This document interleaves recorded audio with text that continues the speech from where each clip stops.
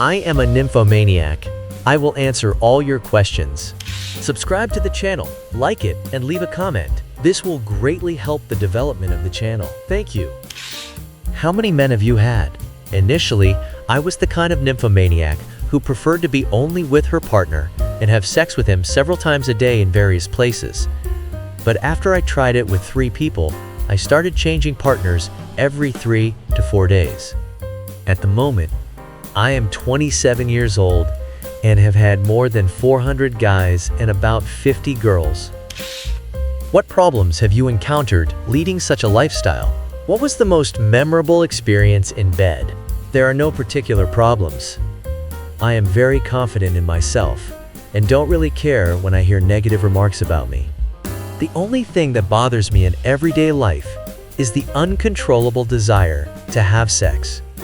When talking to men, whether it's a cashier or a seller, I feel an overwhelming desire to get close. Every night, I wake up from having involuntary pleasure, and my bed is wet. It is very hard for me to hide my desire, and any conversation with a person, especially a man, should not last more than 5 minutes. Otherwise, I might just pounce on him. It's hard to single out something special because I don't even remember much of my life. But I really enjoyed doing it in a pickup truck with 2 guys while my girlfriend was driving, and we were heading to the beach. It was funny to hear the honks from other cars and see the amazed looks of passers-by. I am open to any experiments, and there are no restrictions for me in this matter. At what age did you realize you were a nymphomaniac? It all started at the age of 12. The first time I felt pleasure at night while sleeping. It was strange, but pleasant. For many years, I didn't understand what was happening with my body or how to fix this problem until I first got close with a guy at 15. What is it like to be a nymphomaniac? Does it manifest in constantly having wet dreams and a constant desire for intimacy? I have some concerns about myself because I almost always think about sex when I am around men. And it doesn't matter who they are, a stranger, a friend, a brother, or even my father. I immediately get wet and picture myself being fucked. I thought it was normal during adolescence, but over the years, it has only gotten worse. Yes, you probably have the same thing as I do. All my acquaintances who face this problem also say that wet dreams are a constant occurrence for them. It's hard to say if it's normal, but I lean more towards the fact that it isn't. But you can't choose how you're born. When was your first experience? As I mentioned above, at 15. How do you deal with it? I don't. I spend 70% of my time in the company of men, and there's nothing to be done about it. There have been times when I had sex for 30 hours straight, without sleep or rest, and after a short sleep, I wanted more. The doctor told me it's just a high libido, which could be a manifestation of hereditary genetics, but I don't really believe it, as my mother is a role model in family life, and she's been with my father since school. How do your partners feel about it? I don't tell every guy I've been with, but 90% of my men were only happy because it didn't bind them to a relationship, and meant that I have a lot of experience, am willing to try many things, and know a lot. Some guys just couldn't handle my pressure and ran away, so I think it's better to warn them to avoid such situations. Also, it's very easy to satisfy me, and a man doesn't have to try too hard. I am satisfied not by quality, but by quantity. Do you use any toys to help you relax? Yes, the most standard ones, but they are always at hand, as I don't have a permanent partner, and seducing a guy is often not easy. I understand you are constantly in an aroused state. Does self-satisfaction help you? If so, does it have a lasting effect? Don't you get physically tired from constant work? It varies. There are periods when it really saves me. But there are also times when it's very bad, and I want to climb the walls, and nothing but a man can help. The peak is in the evening, so I always try to be with a partner by then. No, not at all. On the contrary, I feel a fresh surge of energy from this. Do your relatives know about your problem? If yes, how did they react? And how does the experience with a girl differ from that with a guy? No, they don't know. And I'm not sure my parents are even aware of such a term. They are very conservative and probably wouldn't understand me. Once I told my sister everything, thinking she might have the same diagnosis, but she was shocked by my words and asked me not to bring up this topic again. When she told her boyfriend, he started calling me and offering his help, which was awkward, and he was the only man I turned down. Girls are great in this regard. They pay a lot of attention to details, and you feel that they are attracted to you not only by your body, and they are willing to do a lot to make you feel good. While men are mostly animals who need you for half an hour, they don't really try and do everything, only for their own pleasure, ignoring their partner. Alright, do your friends or anyone else in your close circle know about it? How did you tell them? And what was their reaction? How many toys do you have? How many times a day is enough for you? Do you allow yourself more on a day off?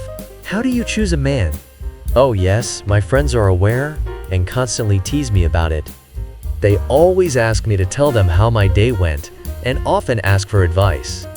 I told each one during our acquaintance, girls react normally and always support you, at least 3 times a day. But sometimes 2 is enough. But everything should last much longer, or the number of partners should proportionally increase. A day off is no different from weekdays. Choosing a man is very simple. If I get aroused when talking to him, then he is suitable. If not, then no. But that has only happened a few times in my life, usually with every guy the first meet I have been with. Have you been with a friend? Yes, that's how we become friends. The thing is that relationships between women are not just about intimacy in bed. First of all, it's the person you can tell all your secrets to. And all my girlfriends are into boys. So with me, it was just an experiment for new sensations. How can you tell if a girl is a nymphomaniac? It's very hard to say. Off the bat, we give ourselves away with non-verbal gestures, beautiful tight clothes with a deep neckline.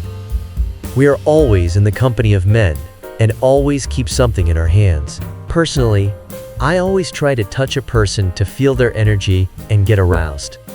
If you are in bed with such a girl, it's immediately visible from her movements. She touches only herself, gets aroused, and gets pleasure much faster than other girls. Do you have any fetishes, BDSM, masochism? I can't say anything about that. I think it depends not on the diagnosis, but on the girl in general. Personally, I don't have such fetishes. Is it true that the guy doesn't matter at all? You are driven only by desire? And is it true that only 3% of people on Earth are like you? Yes, it's true. It doesn't matter how you look or who you are.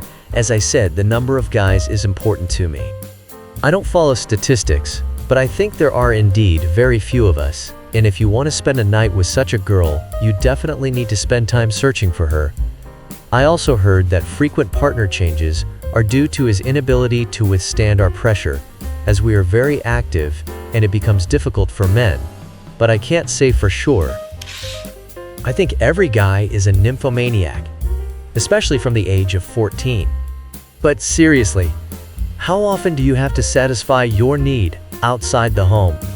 And do you have a 100% option who is ready to come to you at any moment and help with this matter? Very often, it happens in public places, even near a dumpster, and in a public toilet. But the pleasant feeling from the process smooths everything out. Yes, I have such friends. It's a bartender from the bar where I spend my weekends. Once I felt so bad that I didn't have the strength and time to hit on anyone, so I had to ask him to cool my ardor. We did it right in the establishment's toilet, and then chatted nicely at the bar. We sleep together every weekend, and he has also helped me out several times when it was necessary. Have you ever taken away your friends' men? And how do their boyfriends feel about you? There were a few times with my friends' guys, but it was their initiative. I wouldn't say I strictly adhered to the rule of not sleeping with a friend's guy, It just hasn't come up. But if I'm on the edge, it's a normal thing for me. They all devour me with their eyes. And seeing this, their girlfriends take them to the bedroom, and they have fun together. I'm like a person who arouses others. I'm fine with it. What exactly do you need from the process? Or is it just an action to cool down?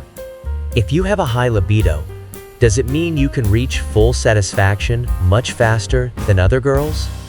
I need everything from the process, sometimes just to get back in shape. And sometimes I want to completely immerse myself in a person and slowly enjoy them. Yes, I get pleasure very quickly, so if the guy isn't very good, I don't lose anything from it. What about contraception? Considering your number of partners, you probably spend a fortune on condoms, or maybe you don't use them. Well, to start with, I'm not one to get pregnant easily, so I'm calm about the process without a condom. In general, protection is the man's responsibility, and very few of my partners forget to use it. You are a woman, and surely want a family and children. How do you deal with that? No, I don't really worry about family and children. To be honest, only your question made me think about it. I'm 27, and think I can still have fun for a few more years without thinking about family life. And then I'll seriously tackle that issue. Thank you for watching. Don't forget to like and watch other videos. We create new content every day for you.